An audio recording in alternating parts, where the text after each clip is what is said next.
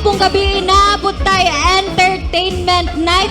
So unya, that's until 11 p.m. And this time, Mayor Baste Duterte is ready to give his speech. Let us pan our attention to him. Let us welcome our honorable, beloved City Mayor, Sebastian Duterte.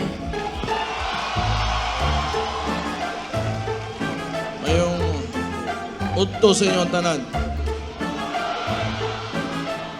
Mga magandang araw din sa mga naka-live, mga taga Sub-Saharan Mindanao.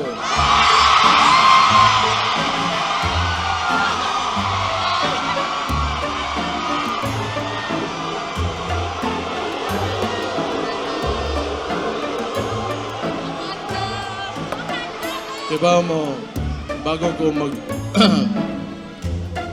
sa gulo na nako Tagaw ug Bisaya aron katong mga makadungog makasabot po itong mga uban natong naminaw diha nas gawas